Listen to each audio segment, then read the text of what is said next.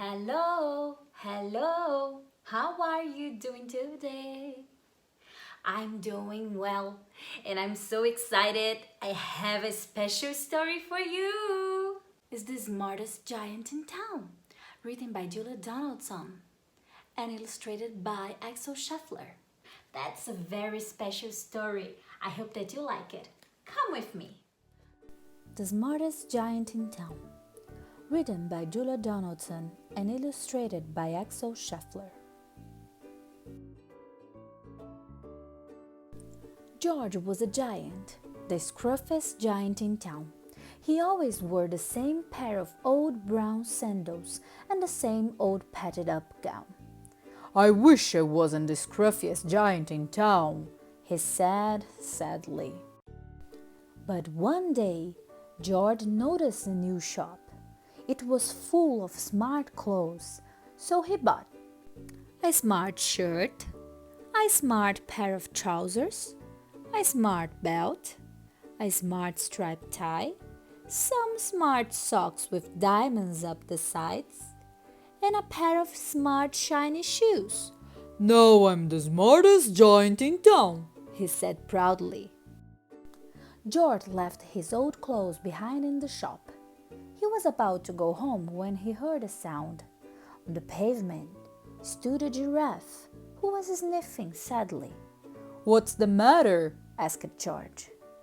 "It's my neck," said the giraffe. "It's so very long and so very cold. I wish I had a long, warm scarf."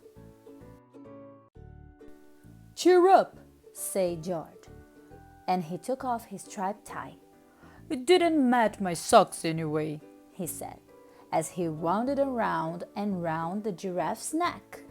It made a wonderful scarf. "Thank you," said the giraffe. As George strode towards home, he sang to himself, "My tie is a scarf for a cold giraffe, but look me up and down, I'm the smartest giant in town." George came to a river. On a boat stood a goat who was bleating loudly. "What's the matter?" asked George. "It's my sail," said the goat. "It blew away in a storm.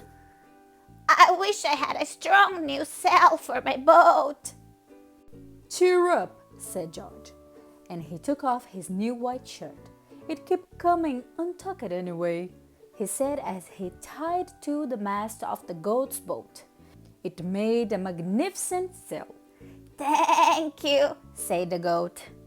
George strode on, singing to himself. "My tie is a scarf for a cold giraffe. My shirt's on a boat is a sail for a goat. But look me up and down, I'm the smartest giant in town."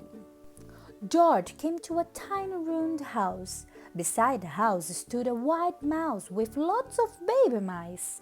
They were all squeaking. "What's the matter?" asked George. "It's our house," squeaked the mother mouse. "It burned down and now we have nowhere to live. I wish we had a nice new house." "Cheer up," said George, and he took off one of his shiny shoes.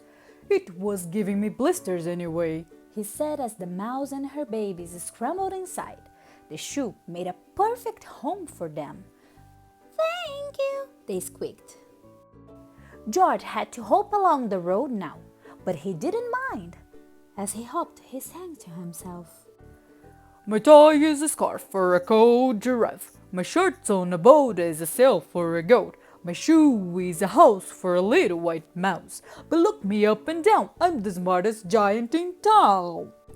George came to a campsite. Beside a tent stood a fox who was crying.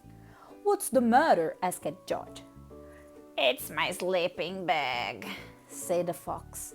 "I dropped it in a puddle. I wish I had a warm, dry sleeping bag."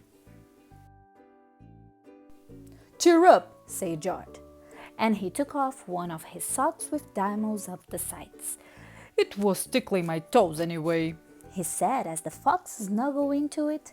It made a very fine sleeping bag. "Thank you," said the fox.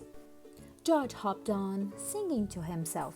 "My tie is a scarf for a cold giraffe. My shirt's on a boat as a sail for a goat. My shoe is a house for a little white mouse. One of my socks is a bed for a fox.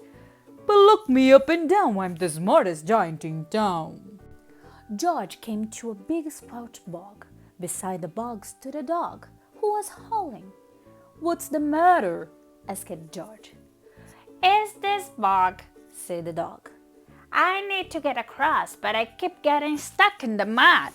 I wish there was a safe, dry path." Cheer up, said George, and he took off his smart new belt. It was scorching my tummy anyway, he said as he laid it down over the bog. It made an excellent path. "Thank you," said the dog. The wind started to blow, but George didn't mind. He hopped on, thinking to himself, My tie is a scarf for a cold giraffe. My shirt's on a boat as a sail for a goat. My shoe is a house for a little white mouse. One of my socks is a bed for a fox. My belt helped a dog who was crossing a bog. But my trousers are falling down. I'm the coldest giant in town. Suddenly, George felt sad and shivery and not at all smart. He stood on one foot and thought, I will have to go back to the shop and buy some more clothes, he decided. He turned around and hopped all the way back to the shop. But when he got there, it was closed. Oh no, cried George. He sank down onto the doorstep and a tear ran down his nose. He felt as sad as all the animals he had met on his way home. Then, out of the corner of his eye, he saw a bag with something familiar poking out of the top. George took a closer look. My gown, he yelled. my dear old gown and sandals. George put them on. They felt wonderfully comfortable.